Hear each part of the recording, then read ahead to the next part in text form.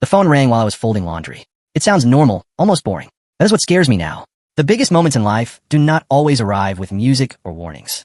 Sometimes they arrive while you're matching socks, standing in a small bedroom in a rented house you never managed to buy. I was in our room, leaning over the bed, sorting piles. My socks were simple, usually the same colors. Sarah's socks were always missing one from the pair, like they walked away on their own. I was holding one navy sock with a tiny hole near the toe when my phone buzzed against the dresser. Unknown number. I almost ignored it. Unknown numbers usually meant spam, surveys, or someone trying to sell me a warranty I did not need. But something in me said answer it anyway. I picked up. A woman's voice came through, calm and professional. She spoke like someone who had made this call many times. She said her name was Margaret Shun, and she worked at Whitmore & Associates. She said she was calling about the estate of my uncle, Richard Harrison. Uncle Richard. I had not seen him in years. He was my father's brother, the one who moved to Singapore in the 1980s and never really returned. He would send a Christmas card sometimes. Once in a while I got a birthday call, usually late, like he remembered after someone reminded him. Then he died. I did not even learn about it from a close relative. I saw it through a distant cousin's social media post. I did not go to the funeral. The truth was simple and ugly. I could not afford the flight. Margaret said she was sorry for my loss. Her voice sounded practiced, not fake, just used to the job. Then she said something that made my brain stop. She said I was the primary beneficiary in my uncle's will. The sock slipped out of my hand and fell onto the carpet. I remember staring at it like it was proof I was still standing in my room, still in my life, not suddenly transported into a dream. I asked what she meant. She explained the estate had gone through probate. After taxes and different payments, my inheritance would be about $4.8 million. $4.8 million. The number did not fit inside my head. It was too big, like trying to carry an entire house in your pocket. I heard the words, but they felt like a foreign language. I sat on the edge of the bed because my legs suddenly felt weak. Margaret asked if I was still there. I told her yes, I was there. She kept talking, walking me through steps. Paperwork, accounts, documents, meetings, lawyers, dates and times. Her voice became a soft background sound, like a fan running in another room. All I could think was one sentence. We are saved. For years, it felt like we had been drowning. We did not sink, but we never reached shore either. We just kept moving our arms, getting tired, panicking quietly, pretending we're fine. Now we could breathe. I thought about Sarah's credit cards. She had 6 of them. Together the debt was around $47,000. Every month there was a minimum payment, then interest, then a new purchase, then guilt, then stress. I had believed the story that the debt came from emergencies and bad luck. I thought about her parents' mortgage. Sarah always said they still owed around $180,000 on their house. She said the payment was heavy, and they were struggling, and she was trying to help. Every month, she told me she sent them money. Every month, I believed her. I thought about my student loans. I had deferred them, consolidated them, moved them around like I was juggling knives. Every time I thought I had a plan, the numbers would change. With $4.8 million, all of it could be wiped out. Not some of it. All of it. I could give Sarah the life I promised her when we got married at 23. Back then, we were young and confident and stupid in the way young people can be. We thought love was enough to beat math. We married in a tiny church where the air conditioning barely worked. We sweated through the ceremony and laughed about it later, convinced we would survive anything. Now I believed I finally had the tool to fix everything. Money, relief, space to live. Margaret asked when I could come into the office to finalize documents. We picked Wednesday. After the call ended, I sat on the bed for a long time. I did not know if it was 5 minutes or 50. The laundry basket sat near my feet, half empty. My clothes mixed with Sarah's clothes, twisted together like our lives. For richer, for poorer. We had done a lot of poorer. Maybe it was time for richer. My heart started beating hard. I stood up fast, almost dizzy with excitement. I needed to tell Sarah. I wanted to see her face when I said we were safe. No more fear. No more panic. No more late-night arguments about bills. No more quiet shame when a card declined. No more pretending. I opened the bedroom door and stepped into the hall. We lived in a rental house. Always a rental, because we could never save enough for a down payment. The place was small, which meant you could hear almost everything. I heard voices downstairs. Sarah was in the kitchen. She must have come home early from the hospital. She was a nurse and often worked long shifts. Her feet were always sore. Her eyes were always tired. But she was not alone. There was a man's voice too. Deep. Familiar. It made my steps slow. I moved toward the stairs and stopped at the top. I stayed still because something in my body told me to listen before I walked down. Sarah's voice floated up first. She said he is clueless. The words hit me like cold water. She sounded different. Lighter, almost excited, like she was telling a funny story. She said I still think she is working extra shifts to pay down the credit cards. Then a man laughed. He said, and he believed you about your parents' mortgage being that high. My hand grabbed the banister, so hard my fingers hurt. Sarah answered of course he did. James believes everything I tell him. It is almost sad. I froze, breathing shallowly. I heard the sound of liquid being poured. Probably wine. Sarah kept wine hidden in the back of the cabinet. She said it was for special occasions. Sarah talked again, calm like she was reviewing groceries. She said the cards are maxed out, sure, but most of it is from the Mexico trip and that weekend in Napa. And the Cartier bracelet. That was worth it. You should see how it catches the light. Why stomach dropped. Mexico trip. Napa weekend. Bracelet. Those were not emergencies. Those were choices. The man asked what about the mortgage. Sarah said her parents paid that off years ago. It was an inheritance from her grandmother. But I do not know that. Every month, she tells me she is sending them money, and every month the money goes into her separate account. Then she laughed again, sharp and clean like a knife. She said she has saved almost $40,000. Money, I think, went to help her struggling parents. The world tilted. I put my other hand on the banister like the stairs might move under me. The man said, Sarah, you are incredible. And I recognized the voice fully now. Marcus, Sarah's brother. She answered that she learned from the best. Then she said something that changed how I saw every day of my marriage. She said her mother always taught her that the key to a good marriage is managing your husband. Managing what he knows, what he believes, what he thinks he is responsible for. She said, why would he question it? James is a good man. That is his problem. He is too good, too eager to be the hero. My legs shook. I lowered myself onto the top stair because I was afraid I would fall. Sarah kept talking. She said I make $60,000 a year as an accountant, live like I make 30, and give her the difference without asking where it goes. Marcus asked what she planned to do with all that money. Sarah said she had not decided. Maybe a real vacation. Not one of James's sad camping trips where we pretend hot dogs over a fire is romantic. Then she sighed, like she was tired of me. She said sometimes she wonders what life would have been like if she married someone with actual money. Someone who could give her the life she deserves. Marcus asked why she did not. There was a pause. A long pause that filled the space between us like smoke. Then Sarah laughed again, but this time it sounded tired, like someone annoyed by a job. She said by the time she figured out the truth, we were already married, my parents had died, and everyone thought she was this noble woman standing by her struggling husband. The optics of divorce would have been terrible. Optics. She said it like marriage was a public image project, not a life. Marcus said, so you stayed. Sarah said yes, and she made it work for her. Every month, she takes a little. Tax returns, bonuses, even settlement for my car accident. She takes a percentage before I see the full amount. She said I think we are broke because she keeps telling me we are broke. She said the best part is I feel guilty. I work harder. I pick up extra clients. I say yes to overtime, and she keeps collecting. I sat on the stair with my heart pounding like it wanted out of my chest. My phone was still in my hand. For $0.8 million. I had been ready to hand it to her like a trophy, to prove I was worthy, to save us. But now, every word she said upstairs made my body colder. Marcus asked what if he finds out. Sarah said he will not. James does not look at bank statements, too depressing. He says he does not track my spending because he trusts me. She said even if he did find something, she would cry. Say she had a shopping addiction.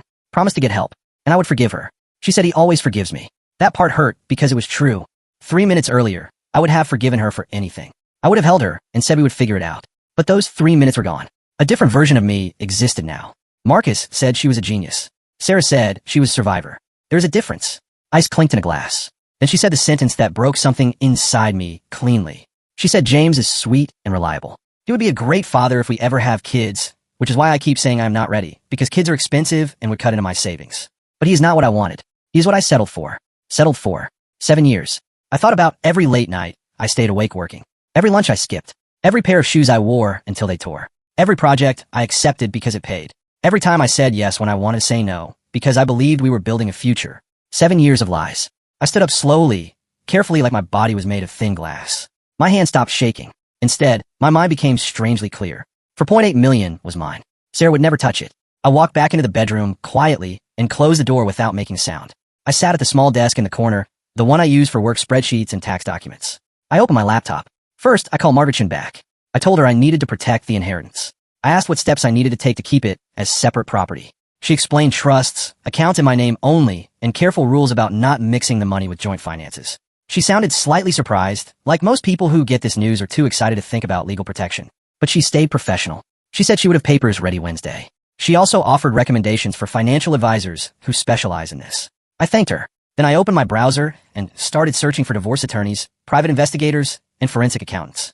I took notes in a password-protected document. I made a folder inside another folder, buried deep. Downstairs I could still hear laughter and voices. Sarah and Marcus sounding proud of themselves, like thieves counting money after a clean job. They did not know the floor under them had cracked. I thought about marching down the stairs and confronting them. But I did not, because Sarah was right about one thing. I was a good man. Too good, too trusting, too eager to be the hero. But she made one mistake. She thought good meant weak. She thought trusting meant stupid. She thought kindness meant blindness. It did not. I opened another tab and searched for apartments near my office. 1 bedroom. Available immediately. I saved 3 listings. I drafted emails to landlords, planning to view them when Sarah was at work or wherever she actually went during her so-called extra shifts. Then I opened our shared banking app. I started documenting everything. Screenshots of transactions, transfers, deposits. I created a spreadsheet tracking the pattern of payments Sarah claimed she sent to her parents. Dates, amounts, notes. Evidence. Proof. A paper trail. Outside. The sun lowered and warm light came through the curtains. It made the room look calm and safe, like a postcard. It felt like a lie. This house. This life. This marriage. It was a stage set built to keep me playing my role. The devoted husband. The provider. The man who never questioned. That man died today. The man left behind was still kind, but not foolish. The right thing was not forgiveness. The right thing was the truth, delivered with the same cold precision Sarah used to hollow out our marriage. My phone buzzed. A text from Sarah. Working late tonight. Do not wait up. Love you. I stared at the last two words. Love you. Did she even know what love meant? Or was it just another tool? I typed back, okay, be safe. Then I went back to planning. Wednesday, I would sign papers and secure the inheritance. Then I would hire a private investigator. I needed to know where the money really went, what Sarah really did, who else was involved. Then, when I had all the pieces, I would sit her down and lay everything out. Not with shouting. Not with violence. Not with drama. With evidence. With clarity. With facts. I heard a door downstairs. Marcus leaving, maybe. Sarah moved around in the kitchen, humming like she was happy. I closed my laptop and stood. In a mirror above the dresser, I saw my face. Same body. Same tired eyes. Same receding hairline and worry lines. But the look was different. These eyes had seen the truth. Once you see the truth, you cannot unsee it. I picked up the laundry basket and kept folding. Her clothes and my clothes tangled together like the last 7 years. But not for much longer. Wednesday morning arrived with gray clouds and the threat of rain. I woke at 5:30 a.m., the way I always did. Sarah slept beside me, peaceful, hair spread across the pillow. This used to make my chest ache with love. Now it made me feel hollow. I got ready quietly. Shower. Shave. I put on the gray suit I saved for important meetings. I chose a blue tie Sarah gave me for our 5th anniversary. For a moment, I thought about changing it. Then I realized it was perfect. Let her think everything was normal. Let her believe the show was still running. In the kitchen, I made coffee and toast. Outside, our neighbor's porch light was on. The Mitchells. Good people. Jerry Mitchell helped me replace a water heater last year and refused payment. His wife Linda brought casseroles when Sarah worked double shifts, or when I thought she did. How many people had been part of this story without knowing? Sarah came into the kitchen around 7. She wore the silk robe I bought her last Christmas, expensive enough that I felt guilty buying it. She poured coffee and asked if I had a big day. Her voice sounded soft, unguarded. This was the version of Sarah that could almost make me doubt what I heard. I told her I had a meeting with a new client. Not a lie. Margaret Chun was a new client, in a way. Sarah checked her phone, then said she had a shift until 6. Chinese for dinner. I said sure. She looked up at me, and for a second I wondered if she could see the crack in the world. But she only saw what she expected. She asked if I was okay. I seemed tense. I said I was nervous about the meeting. She stepped close, straightened my tie with cool fingers, and told me I would be great. Then she kissed my cheek. She said that is why I married you. You are reliable. Reliable. Like an appliance. Useful. Dependable. Not loved. After she left, I sat in my car for 10 minutes, breathing. Rain began to fall, light and steady. My phone buzzed. My sister Emma texted from California. She asked about a video call later. I had not spoken to her properly in months. She was the only family I had left. I needed her, but I did not want to drag her into this yet. I texted back that I was going through some things and would explain soon. She replied quickly that she was there when I was ready, and she wrote, "Love you, little brother." The words hit me harder than I expected. I drove downtown to Whitmore and Associates. The building was glass and steel, the kind of quiet wealth that does not shout. The lobby had marble floors and a receptionist trained to smile in a way that made you feel welcome and small at the same time. I gave my name. They sent me to the 11th floor. In the elevator mirrors, I watched myself rise. James Harrison in a gray suit, holding a briefcase that mostly contained fear and determination. Margaret Chin's office overlooked the city. Rain streaked down the windows. She was younger than I expected, sharp eyes behind frameless glasses, handshake firm. She showed me the documents. Then she explained something important. Because I was married, certain state laws could complicate assets. But inheritance is usually separate property if you keep it separate. That meant accounts only in my name. No joint accounts. No mixing money. No paying joint debts with it unless documented carefully. She leaned forward and asked why I was concerned about protecting it. I met her eyes and told her the truth. I was preparing for divorce. She did not look shocked, but I could tell she noticed. She said in that case, she recommended extra steps. Trust structure, careful documentation, and she could refer me to a family law attorney and forensic accountant. We signed and initialed papers for an hour. Each page felt like another brick in a wall I was building between Sarah and the money. Margaret suggested I open a new email address for this matter. She warned me to be careful with documents at home. I told her I planned to move out soon. She said good. Physical separation strengthens protection. Before I left, she said something that stuck. She said she had done this work for years and could usually tell quickly if someone would make smart choices or disastrous ones. She said I seemed like someone whose eyes had opened recently. Then she told me to protect myself first. I left with a folder of paperwork and an unreal feeling in my chest. The money was mine. Sarah could not touch it. In the parking garage, I called the attorney Margaret referred, Robert Chun, no relation. He could see me the next day. Then I called the first apartment I had saved. A simple one-bedroom near my office. I toured it that afternoon. Beige carpet, blank walls, small windows facing a courtyard. It looked like nothing, and that nothing felt like freedom. I took it immediately. I paid the deposit from a new personal account Sarah did not know existed. I stood in the empty living room, holding keys and listening to the silence. This was real. Then I stopped for coffee and called Emma. When she answered, I told her everything. The inheritance. The conversation I overheard. Sarah's lies. Her brother helping. The secret account. Emma stayed quiet for a long time. Then she said she never liked Sarah. She told me she had noticed things years ago, but kept quiet because I was happy and young. She said sorry. I told her it was not her fault. When we hung up, I sat outside the house in my car watching rain. Sarah texted that her shift ended early and she would pick up Chinese. I replied casually. Then I updated my notes. Evidence to gather. Questions for the accountant. A timeline of lies. Sarah came home before 6 carrying bags of food, complaining about a difficult patient. She looked tired. Maybe she really worked that day. Or maybe acting tired is exhausting. We ate at the kitchen table, the same place where days earlier she laughed with Marcus about me. She told me stories from the hospital. I laughed in the right places. She asked about my meeting. I said it was good. Life-changing, maybe. She squeezed my hand and said I deserved something good. If I had not heard her in that kitchen, I would have believed her. That night we watched television together, her head on my shoulder. During a commercial, she said she loved me and kissed me. I said I love her too. And the worst part was, part of me still did. Not the real Sarah. The Sarah I thought existed. The imaginary woman I had built in my mind. Later, after she slept, I found a private investigator and sent an email. Then I emailed my boss asking for personal days. Outside, the rain stopped and stars appeared, cold and distant. In 3 days, I would move into the apartment. In a week, I would start divorce proceedings. Soon I would have enough proof to end the game for good. But for now, I still acted normal. I stayed the reliable husband, the one she thought she could manage. Because evidence matters. And because the truth, once organized, is stronger than any performance. The next morning, I moved through the day like I was carrying a secret made of stone. Sarah acted normal. She always acted normal. That was part of what made her dangerous. She could smile while lying. She could kiss me while planning. She could look at me like I was her safe place while using me like a tool. I kept my own face calm. I kept my voice steady. I did not ask questions. I did not look at her phone. I did not search through drawers. I did not do anything that would warn her. Instead, I built my plan quietly. I used the apartment keys in my pocket like a tiny promise to myself. A door that would open to a life without her voice controlling the story. That Friday afternoon, I met the private investigator. Her name was Susan Torres. In my head, I expected a private investigator to look like someone from a movie.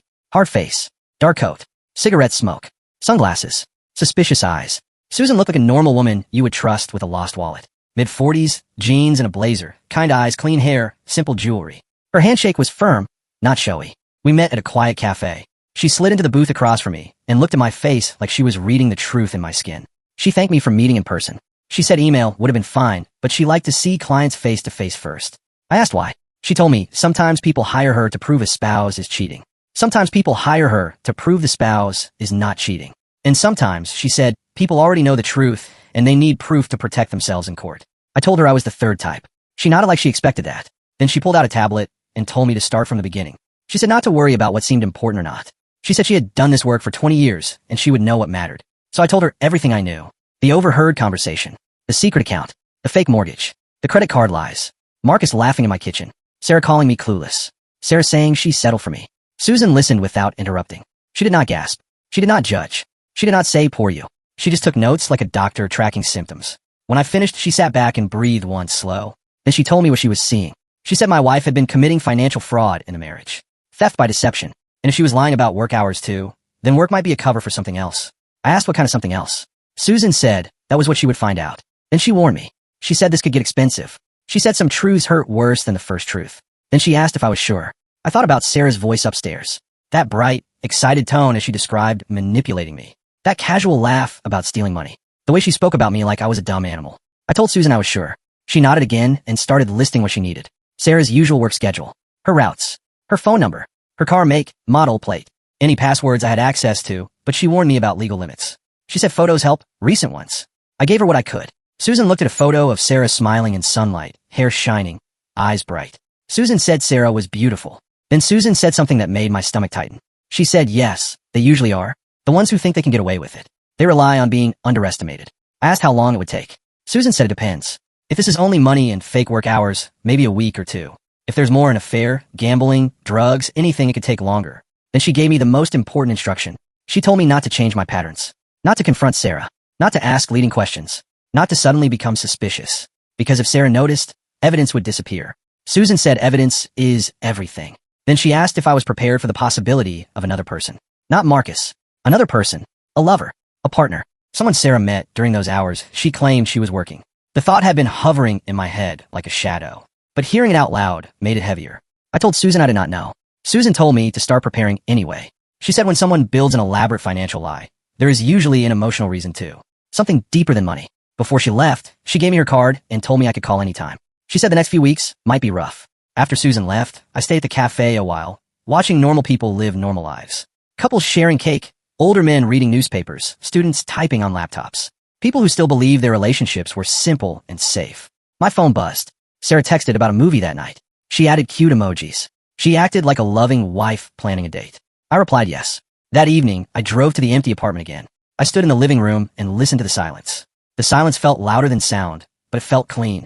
I ordered basic furniture. A bed, a couch, a desk, a small table. Nothing fancy, just a place to exist. Then I got a call from Robert Chun, the divorce attorney. He said he reviewed preliminary information for Margaret. He said I was in a strong position because the inheritance was protected as separate property and I was establishing physical separation. He reminded me California is no-fault divorce, so you do not need to prove wrongdoing to end a marriage. But he said wrongdoing matters for money, especially if we can prove fraud. He told me Sarah would probably ask for spousal support. He said she would claim she deserved the lifestyle we built. He said she would claim she made sacrifices. I felt sick listening to that. Robert said our job would be to show she actually profited from the marriage through deception. He said we needed bank records, statements, proof of the secret account, proof of where the money went. Then his tone softened slightly, like he knew I was trying not to break. He told me cold is better than stupid. Emotion makes people do expensive things they regret. He told me to keep protecting myself. After the call, I drove home and did the date night anyway. Sarah was dressed nicely. She looked beautiful in that effortless way. She took my hand at the theater. She whispered comments during the movie. She laughed at the funny parts. She leaned her head on my shoulder like we were still two people on the same side. The movie was a thriller about a woman discovering her husband had a secret life. The irony sat on my chest like a heavy blanket. At one point, Sarah whispered how terrible it would be to find out your whole life was a lie. I said, yes, imagine that. She squeezed my hand, warm and sure. I felt like I was holding the hand of a stranger wearing my wife's skin. When we got home, she kissed me and said she loved me. I said it back, not because it was true in that moment, but because Susan told me not to change my patterns. Because evidence is everything. The next day, Saturday, we moved through normal routines. Grocery store, cleaning, laundry, dinner, a show on TV. All of it felt like acting. Sunday morning, Sarah left the house in scrubs at around 9. She kissed me at the door and told me to eat something real for lunch. She drove away. I stood at the window until her car disappeared. Then I went to the apartment and started setting it up. I hung curtains. I unpacked boxes of my clothes and books. I stocked cabinets with food for one. Every item I moved felt like cutting a thread. That night, Susan called. She said she had preliminary findings. My heart started beating fast. She told me Sarah left the house in scrubs, drove to the hospital, went inside, then came out less than 20 minutes later. She was no longer in scrubs. She changed into jeans and a leather jacket. She got into a different car, a silver Mercedes. Susan said it was registered to Marcus Chun. Sarah and Marcus drove to a shopping center. They went into Nordstrom. They came out with bags. They ate lunch at a fancy place. Long lunch, wine. Then they went to more stores and a jewelry store. Susan said she had photos, video, timestamps, and receipts where possible. I told her to send them now. The photos arrived minutes later. Sarah walking with Marcus, bags in her hands, smiling. Sarah in a fitting room area, trying on clothes. Sarah holding up her wrist at a jewelry counter, looking at something sparkling. In the photos, Sarah looked alive. Not tired, not stressed, not overworked, not a woman drowning in debt and sacrifice. She looked like someone enjoying a sunny life. Susan said there was more. She followed them after shopping. They drove to an address in the hills. A very expensive area. Marcus went inside. Sarah waited in the car for about 20 minutes. Then she drove back to the hospital. She changed back into scrubs in the parking lot. Then she left the hospital right on time, like she finished a full shift. I asked whose house it was. Susan said she was working on it. Then Susan asked me what I knew about Marcus. She said the Mercedes was expensive and the house area was extremely expensive. She said if Marcus was in tech, he was doing very well. Or the money came from somewhere else. Susan asked if she could dig into Marcus too. I told her yes, do whatever she needed. When I hung up, something inside me shifted. I was not just hurt anymore. I was clear. Sarah did not just lie about money. She lived a double life. And Marcus helped her. This was not a small betrayal. It felt like a system. That night, I started building a real evidence file. I moved every photo and video into folders, labeled by date. I matched them to bank statements and transfers. I wrote notes like an accountant because that was what I was. Cold facts. No drama. Just proof. Sarah texted at dawn. She said her shift was over. She was exhausted. She loved me. I stared at the message. Then I typed back that I loved her too. 2 words that felt like poison. But it was still part of the plan. Monday morning, I woke up in the apartment for the first time. The curtains were not thick enough, so sunlight made bright stripes on the wall. For a moment, I forgot where I was. Then memory hit me all at once. I had texted Sarah the night before that I needed space and was staying at a hotel. She called repeatedly. I let it ring. Her voicemails went from confused to begging to angry. I did not answer. Now she texted again asking where I was. I replied that I was fine and needed a few days. That day, I went to work because work was a safe place for my brain. Numbers are honest. Numbers do not perform. My assistant Monica noticed immediately that something was wrong. She told me I looked terrible. She forced me to eat breakfast. A diner meal with eggs, bacon, pancakes, and orange juice. Then she demanded the truth. I told her part of it. Not the inheritance. But I told her about overhearing Sarah, the fake mortgage, the secret account, and Susan's shopping evidence.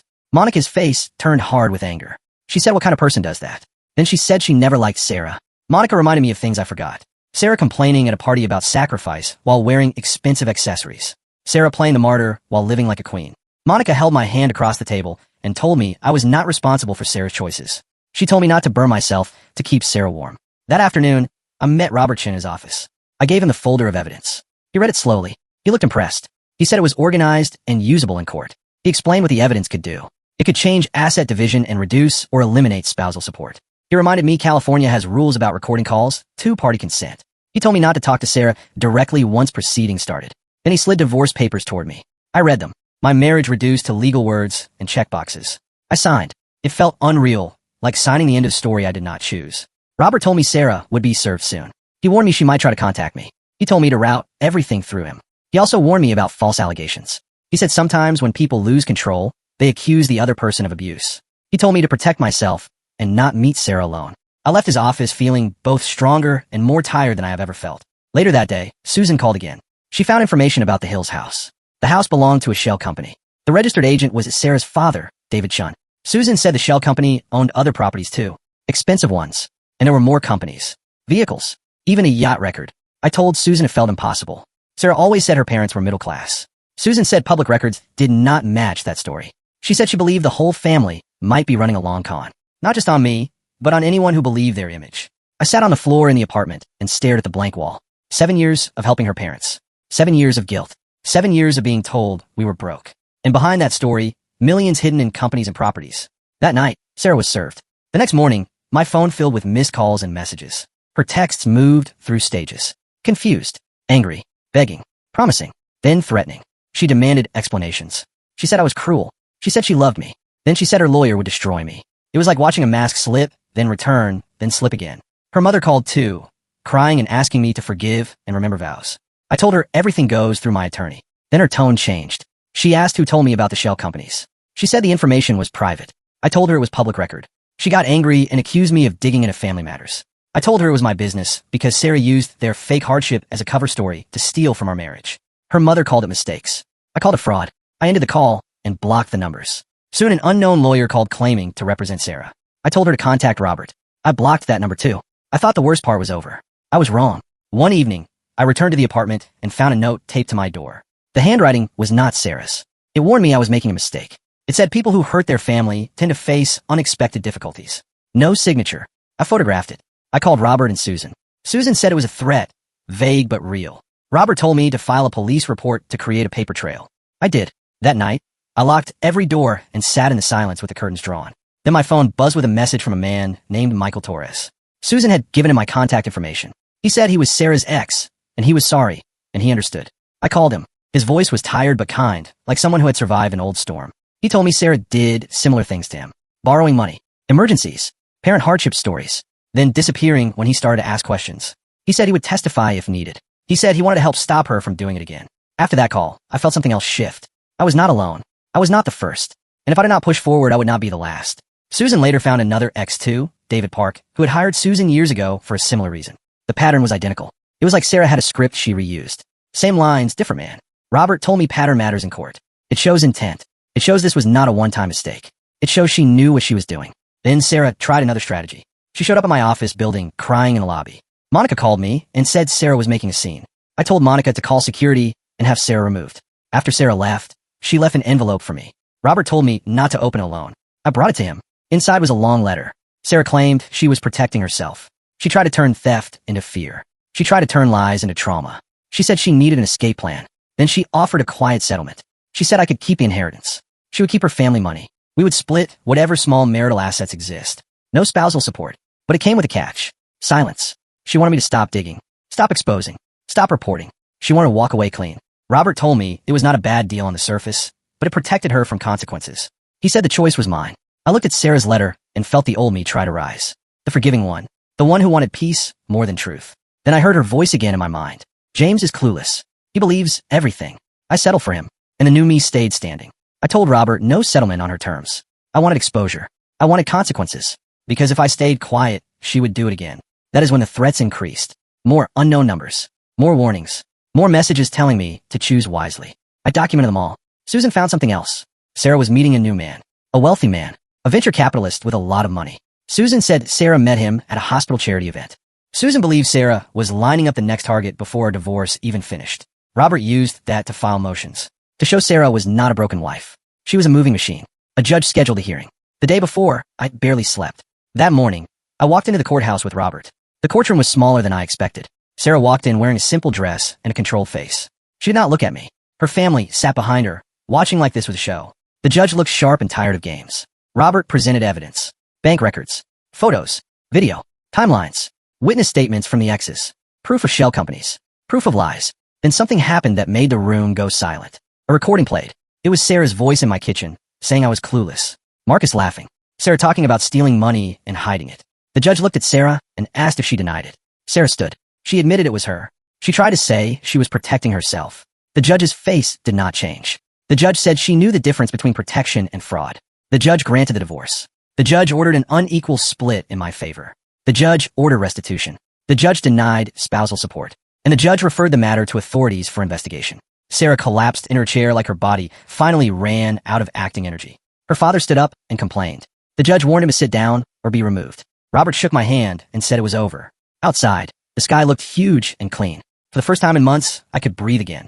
Outside the courthouse, the air felt sharper than it used to, like the world had been cleaned with cold water. Robert stood beside me on the steps.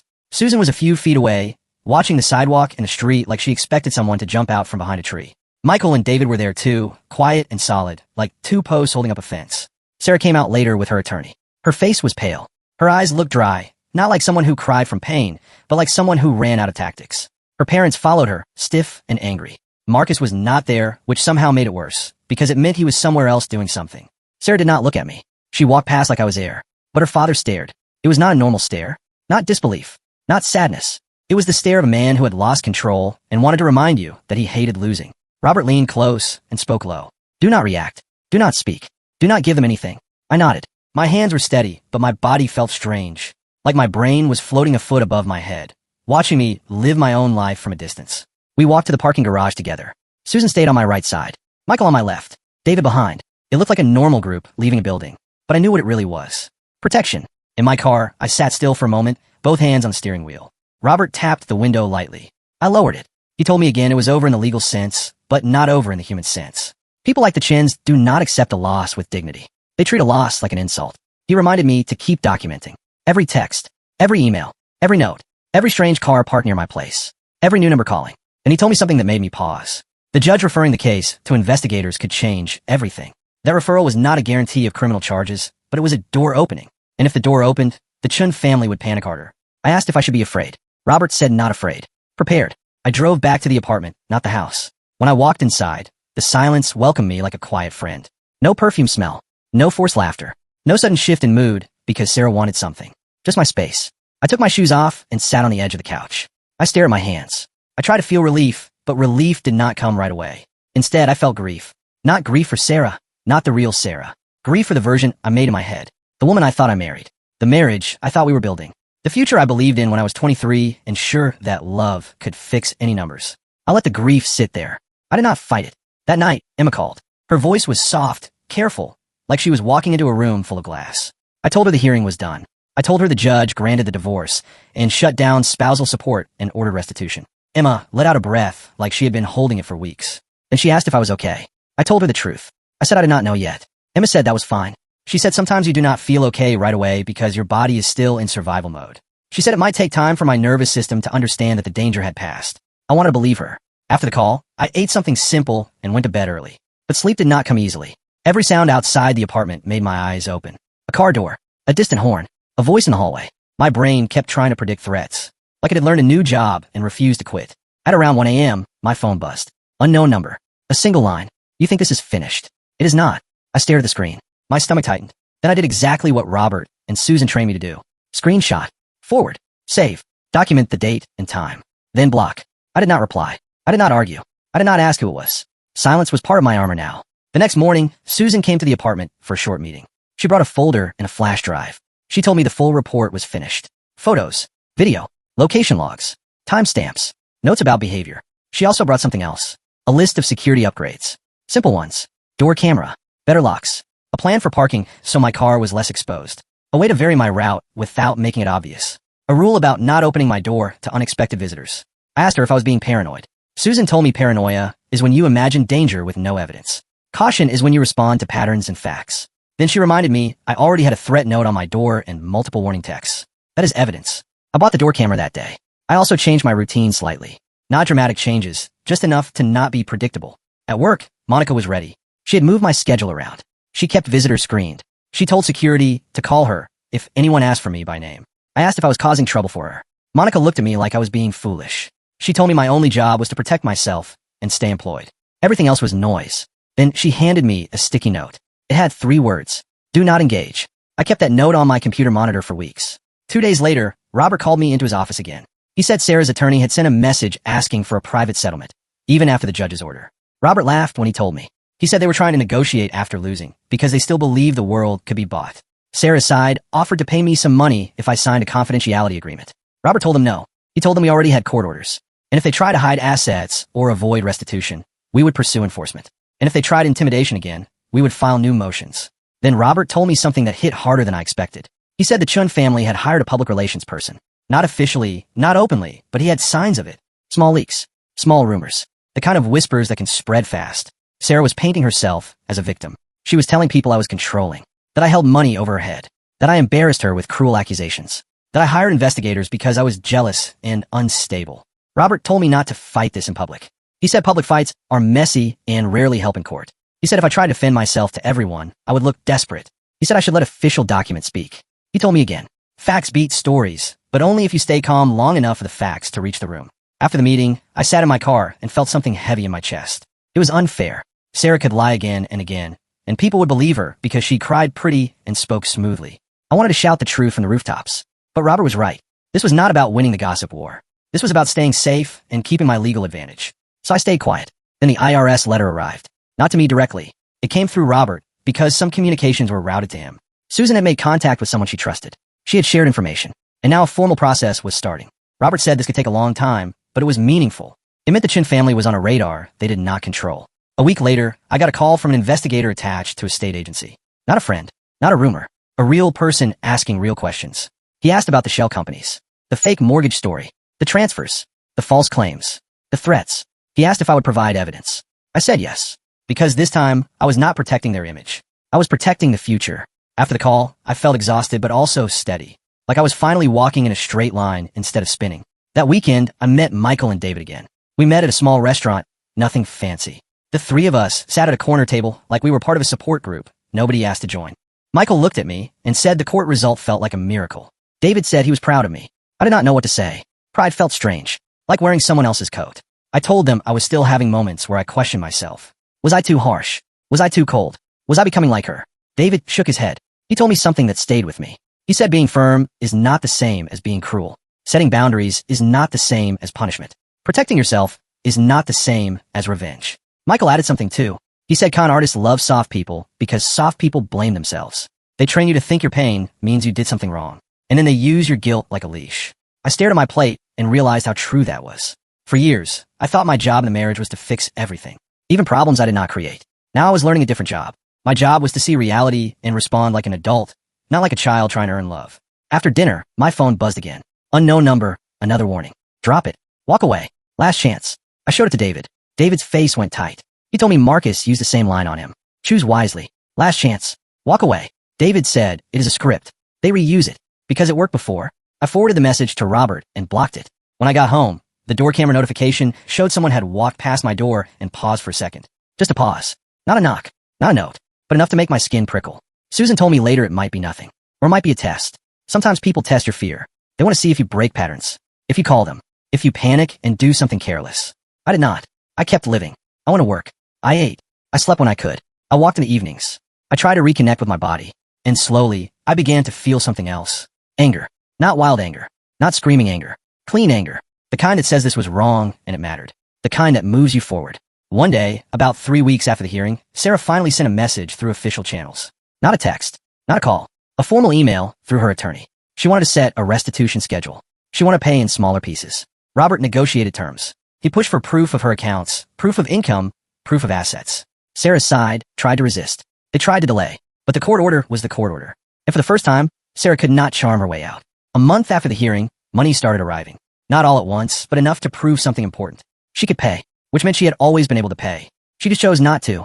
She chose to let me suffer while she built her private cushion, knowing that made my grief sharpen. But it also made it cleaner. It was not a tragic misunderstanding. It was a choice. And choices have consequences. That same month, Susan contacted me with another update. She had identified more names. People who may have been involved with Sarah before me.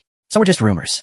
Some were clear. She told me she was being careful. She did not want to accuse anyone without evidence. But she said the pattern was consistent. There were gaps in Sarah's timeline that did not match her income. Someone funded her lifestyle during those gaps, either family money or other relationships or both. Susan said if the agencies investigating wanted to widen the net, these names could matter. I asked if this would ever end. Susan said yes, but not quickly. She said families like this survive by exhausting you. They want you tired. They want you to stop. They want you to trade justice for quiet. She told me I was doing the right thing, but she warned me again. When you pressure a system built on secrets, it pushes back. That week, the pushback came in a new form. A complaint was filed against me at work. It claimed I was harassing Sarah. It claimed I used my position to intimidate her. It claimed I was stalking her by hiring investigators. HR called me in. Monica came with me, not officially, but she sat outside the door like a guard dog. The HR manager looked uncomfortable. She said they had to investigate any complaint. I told her I understood. I told her I had court documents. I had police reports. I had legal representation. And I had not contacted Sarah directly since the divorce process began. I gave HR copies of the restraining instructions from my attorney about no direct contact. I gave them copies of the threats filed with police. I gave them a court summary. The HR manager read, and her face shifted. She said she would close the complaint unless new evidence appeared. When I walked out, my legs felt weak. Not because I was guilty, because I saw how far they would go. They were willing to attack my job, my stability, my reputation, because that is what they did to keep control. That night, I called Emma and told her about the complaint. She was quiet for a long time. Then she said something simple. They're trying to punish you for telling the truth. That is what liars do when they cannot win with lies anymore. They try to make honesty expensive. Her words sat in my chest like a warm stone. I was tired, but I was still standing. 2 weeks later, Robert told me the district attorney's office wanted more information. Not a promise of charges yet. Just more questions. They wanted to know the full timeline. They wanted statements from Michael and David. They wanted details about Marcus's seminar and the shell companies. Robert said this was unusual. Not impossible, but not common either. He said the judge's referral gave weight. And the pattern across multiple victims made it harder to dismiss as just marriage drama. I met Robert, Susan, Michael, and David in Robert's conference room again. We talked through everything. We kept it simple. Dates, numbers, documents, no feelings, just facts. After the meeting, I felt something that surprised me. Hope. Not hope for revenge. Hope for a world where Sarah could not just reset and do it again. Hope that maybe the next man she approached would be safe because the record existed. Hope that my pain would become a warning sign for someone else, like a fence around a cliff. That night, I went for a walk near the ocean. The waves looked steady and uncaring. I sat on a bench and watched couples pass. I wondered if they were real, if they were safe, if they would still be kind when life tested them. I thought about what Monica said, that I do not have to set myself on fire to keep someone else warm. I thought about what Emma said, that trust is not stupidity, but needs boundaries. I thought about what Michael said, that con artists train soft people to blame themselves. And I thought about something else too. 3 minutes before the inheritance call, I would have forgiven Sarah for anything. That version of me is gone. Not dead in a bitter way, dead in a growing up way. Some parts of you have to end so the rest of you can live. When I got back to the apartment, there was no note on the door. No threat text. No shadow. Just the quiet. I made tea and opened my laptop. I wrote a single sentence at the top of a new document. Lessons I will not forget. Then I wrote, do not ignore patterns. Do not call lying love. Do not confuse guilt for responsibility. Do not give access to someone who disrespects your reality. Do not sacrifice your safety for someone else's comfort. And most of all, being kind does not mean being blind. I saved the file. Then I turned off the light and went to bed. and for the first time in a long time, I slept more than 2 hours without waking. The next morning, I woke up before my alarm again, but this time my chest was not tight. I still felt tired, but it was a normal tired, not the kind that comes from fear. I made coffee and stood by the window. The courtyard below looked ordinary. People walking dogs. A delivery truck. Someone jogging with earbuds in. Life moving like it always had. For years, I thought ordinary was boring. Now, ordinary looked like safety. At 9 a.m., Robert texted me that we had a new court date for enforcement. It was not about divorce anymore. The divorce was already granted. This was about making sure the restitution got paid and making sure Sarah did not hide money. Robert also told me something else. Sarah had filed paperwork asking the court to reduce what she owed, claiming hardship. Hardship. That word made my jaw tighten. I had lived hardship. Real hardship. Peanut butter lunches. Shoes with holes. Stress headaches. Late nights. Fear of bills. Fear of losing the house we rented. Sarah lived luxury hardship, where hardship meant she could not shop as freely for a few months. I wanted to rage. I wanted to send messages. I wanted to argue. Instead, I did what I had trained myself to do. I documented the feeling in my head, then I let it pass. At work, Monica handed me a folder. She did not smile. She looked serious. She said someone called the office asking for me. A man. Calm voice. Polite. He asked what time I left work usually. He asked what car I drove. He pretended it was a client question. Monica told him nothing. She said she did not like the call. I felt my stomach drop. Susan had warned me about this too. Information phishing. Not direct threats. Just questions. I asked Monica if she had the number. She did. I forwarded it to Susan. Susan replied quickly. Good catch. Do not change your routine dramatically. Just tighten it. I will run the number. I focused on work. But my brain was half on the window, half on the hallway, half on the idea that someone might be watching. At lunch, I ate in the office kitchen with Monica. She did not let me eat alone that day. She made it casual, like it was nothing. But I knew what she was doing. She was keeping me in view. After lunch, HR emailed again. Another complaint came in. This one claimed I was stalking Sarah by trying to ruin her family. The complaint said I contacted agencies, and that was harassment. I sat in my chair and stared at the screen. They were trying to make accountability look like abuse. I walked to HR with a calm face and a fast heartbeat. I told them the same thing I told them before. I have legal representation. I have court orders. I have not contacted Sarah directly. Everything goes through attorneys and proper channels. The HR manager looked tired. She said she understood. She said the complaints were being noted, but my documentation was strong. She said something else too. She said it looked like a pattern of retaliatory complaints. Retaliatory. That word mattered. It meant someone else could see what was happening. When I got back to my desk, Monica gave me a look and nodded once like a silent good job. That night, Susan called.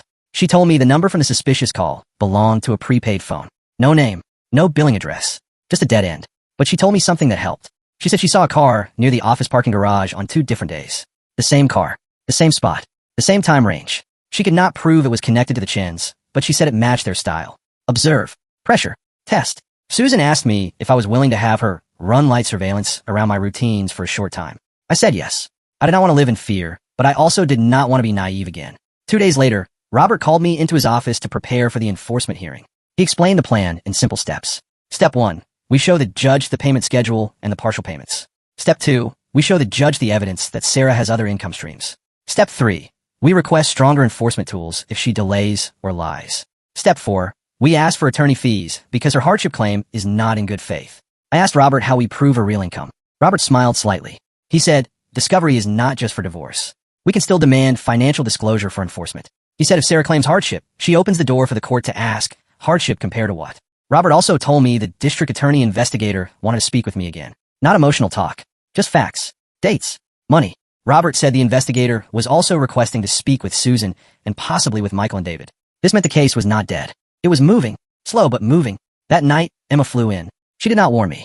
She just texted me when she landed. I am here. Do not argue. Pick me up. I laughed for the first time in days. When I saw her at the airport, she hugged me so hard my ribs hurt. I did not even realize how much I needed that until it happened. At the apartment, Emma looked around, then nodded. It is plain, she said, but it is yours. That matters. She opened my cabinets and frowned. You have no real food. I told her I had basics. Emma said basics is not food. Basics is survival. We are upgrading you to living. She went shopping and came back with bags like a storm. She cooked pasta with vegetables, real seasoning, and something that tasted like effort. We ate at my small table. Emma did not ask for details right away. She talked about normal things. Her flight, her coworker drama, her neighbor who keeps stealing packages. Then, after dinner, she looked at me and said, okay, now tell me what it feels like. I tried to answer. My mouth opened, but nothing came out. Then it did. I told her I felt calm and angry at the same time. Calm, because the legal part went my way. Angry because I lost years. Angry because Sarah did not just lie. She laughed about it. Angry because part of me still missed the idea of her. Emma listened without interrupting. When I finished, she reached across the table and put her hand over mine. She said, "You're allowed to be angry. Anger is not poison if you use it to protect yourself and tell the truth." And she said something that surprised me.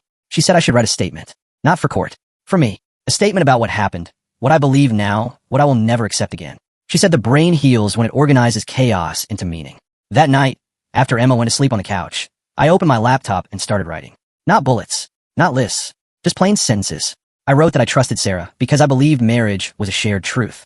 I wrote that I did not check the numbers because I thought trust was love. I wrote that I confused my silence with peace. I wrote that I learned love without truth is not love. It is a stage show. I wrote until my eyes burned. Then I saved the file. The next day was the enforcement hearing. Emma came with me. She sat behind me in the courtroom. Not as a witness, just as a presence. Sarah was there too. She walked in wearing a soft sweater, hair neat, face calm. Her attorney sat beside her. Sarah looked smaller than I remembered, but I knew that was part of her skill. She could shrink when it helped her. She could look fragile. Her parents were not there this time. Neither was Marcus. Maybe they learned the courtroom did not reward their noise. The judge asked about the hardship claim.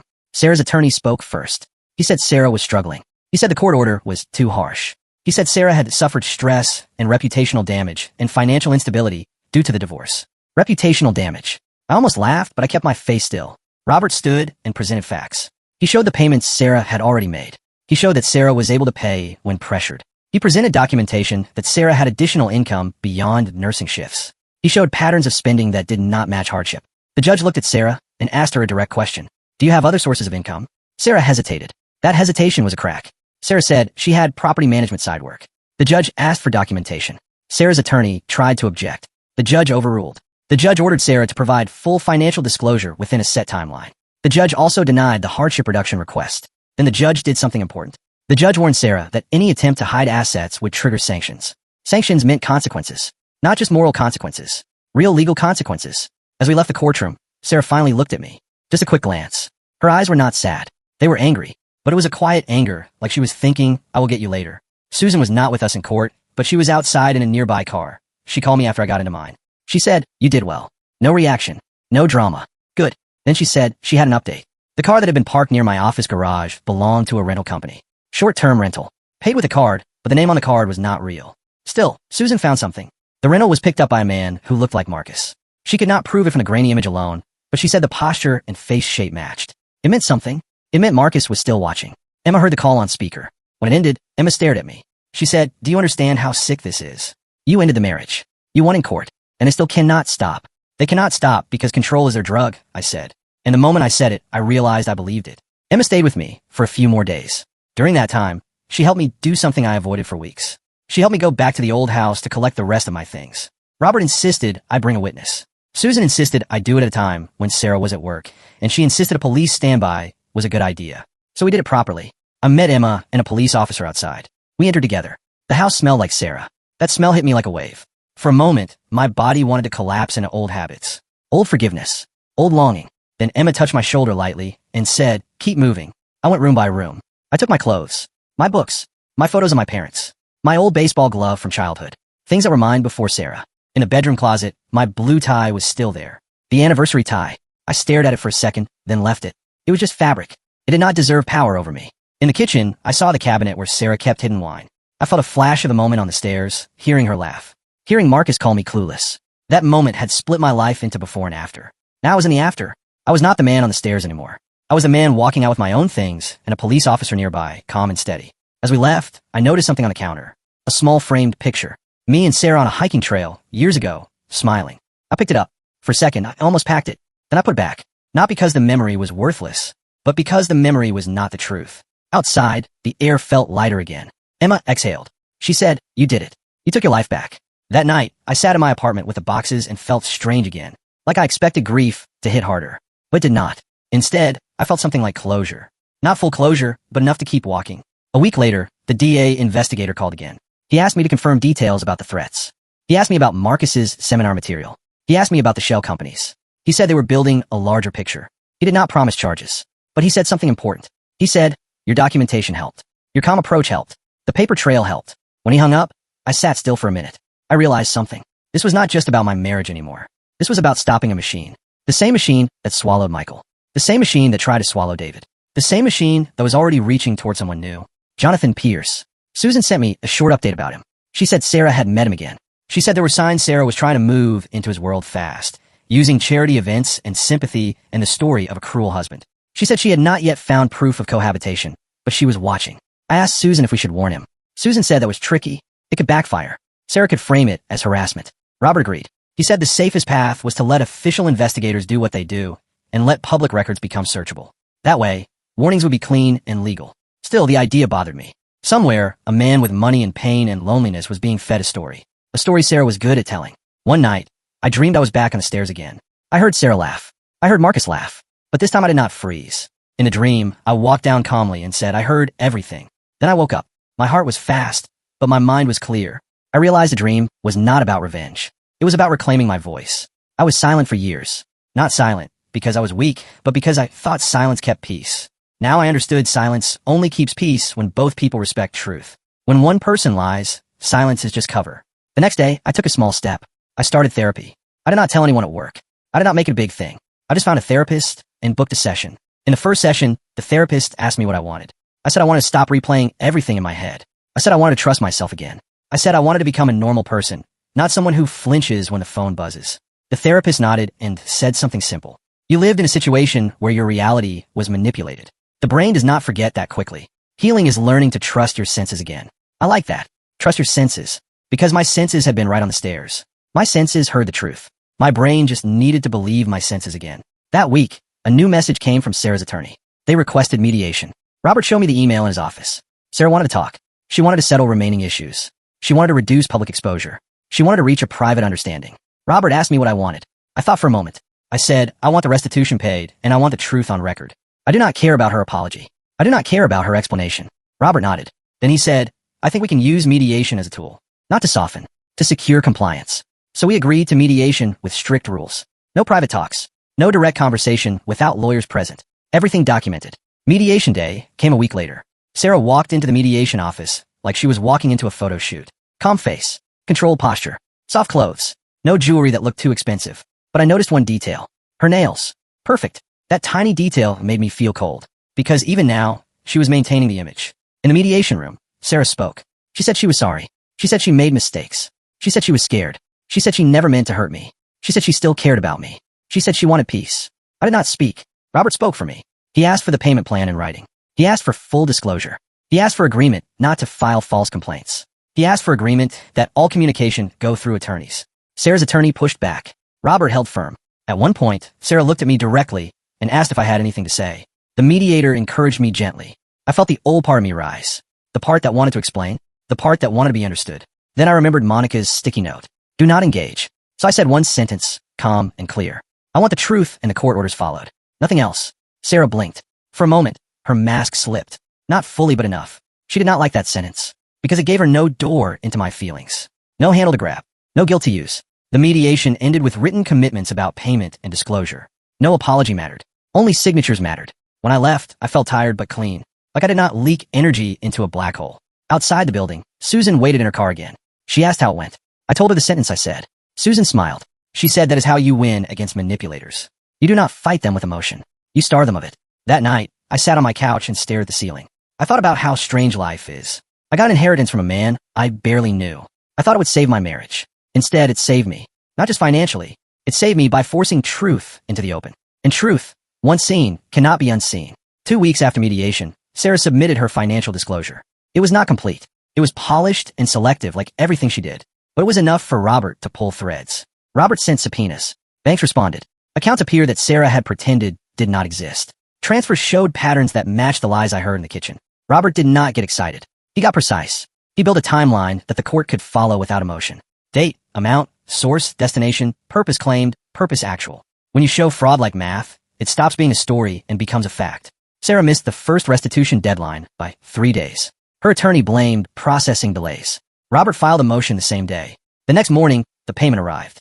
Not because Sarah suddenly cared. Because pressure worked. Susan kept watching from the edges. Not every day. Not forever. Just enough to see if the Chun family would escalate again. They tried. One more complaint hit my workplace. Same vague language. Same attempt to paint me as unstable. HR dismissed it quickly this time. Because patterns matter. And I had proof. Then something changed. The threat stopped. Not all at once, but like a faucet turning slowly. Susan believed the district attorney investigation was getting close enough to scare them. Not because they feared truth, but because they feared consequences. A month later, the DA investigator called Robert. Robert called me immediately. He told me they were moving forward with formal interviews and evidence requests. They wanted bank records, witness statements, and Susan's reports. They also wanted to speak with Michael and David. When Robert hung up, he looked at me and said something I will never forget. This is what accountability looks like in real life. Slow, boring, and expensive. But it moves. For the first time, I felt something I had not felt in a long time. Relief without fear attached to it. Not happiness yet. Just relief. The next big moment came from somewhere I did not expect. Jonathan Pierce. Susan told me he had hired his own investigator. Not because of me, not because of the court, because Sarah moved too fast and slipped. She used the same lines. She told the same money stories. She tried to shape his guilt the way she shaped mine. But Jonathan had money, and money buys out faster. He got suspicious. He checked. Susan did not contact him. We did not contact him, but public records did. The divorce order, the restitution, the judge referral, it was all there. Jonathan saw it. He ended things quietly. He did not make a scene. He just disappeared from her orbit the same way she disappeared from other men. When Susan told me, I sat with the information for a long time. I expected to feel satisfaction. I did not. I felt something softer. I felt grateful that one more person did not get pulled under. A few days later, Sarah tried one final move. She sent a letter to my apartment through a private courier. Not a text, not a call, a physical letter like a last performance. Robert told me not to open it alone, so I brought it to his office. We opened it with a witness again. It was not a threat. It was not a plea. It was an attempt to rewrite history. Sarah wrote that she had loved me in her own way. Sarah wrote that she was a product of her upbringing. Sarah wrote that she hoped I would forgive her someday. Sarah wrote that we both made mistakes. That last line made my hands go cold. Both made mistakes. She was still trying to split the blame. She could not admit what she did without reducing it. Because if she admitted it fully, she would have to face herself. Robert asked me if I wanted to respond. I said no, because responding is still connection. And I was done feeding any connection. Robert filed the letter as evidence of continued contact attempts. Then we moved on. Life, slowly, became normal in small pieces. I stopped checking my mirrors every 5 seconds. I stopped flinching every time my phone buzzed. I stopped waking up with my jaw clenched. Therapy helped with that. Not because therapy erased the past, but because it taught me how to carry the past without letting it steer my future. My therapist asked me a question one day. What would it look like to trust again without becoming blind again? I thought about it for a week. Then I wrote the answer in my notes. Trust should be earned with consistency. Love should never require confusion. If the math never adds up, do not ignore it. If someone uses tears as a weapon, step back. If you feel smaller every month, is not love. If you're always apologizing for asking questions, something is wrong. Peace is not silence. Peace is safety. I kept that list. Not as bitterness. As boundaries. 6 months later, the restitution was mostly paid. Not because Sarah grew a conscience. Because the court watched her. Because Robert stayed on her. Because hiding money became more dangerous than paying. Susan's work faded into the background. The DA case continued, slow and quiet, like a machine turning. I did not get a dramatic headline. I did not get a movie ending. What I got was something better. I got my life back. 1 year after the phone call, I visited my uncle's grave. I had never visited before. I felt ashamed about that. I brought simple flowers. I stood there and told the truth out loud, even though no one could hear it but me. I said I was sorry I did not show up earlier. I said thank you for giving me a chance to start over. I said your money did not make me happy, but it saved me from being trapped. I said I will use it to build something honest. Then I left and went to breakfast alone. Not lonely, just alone. That difference mattered. On a random Tuesday, I ran into Monica after work. She asked how I was doing. I told her the truth. I said I am better. She smiled and said good. Then she said something that made me laugh. She said she expects me to stop eating peanut butter sandwiches forever. I told her I'm trying. That night, Emma called me. She asked if I still felt broken. I thought about it. I told her no. I told her I felt changed. Emma said good. Changed means you learned. Broken means you gave up. I did not give up. I learned. In the end, that was the real story. Not inheritance. Not divorce. Not court. The real story was this. A good man thought kindness meant never questioning. A good man thought love meant carrying all the weight. A good man thought silence meant peace. Then a phone rang while he folded laundry. And the truth walked into his house wearing his wife's voice. He did not destroy her with rage. He did not beg for answers. He did not break plates. He built a wall of evidence. He secured what was his. He stepped out of the lie. He chose clarity. And he learned the hardest lesson of all. Good does not mean weak. Trust does not mean blind. Kindness does not mean permission. The man who stood on the stairs and froze is gone. The man who kept folding laundry is still here. But now his hands are steady. And his life, finally, is his.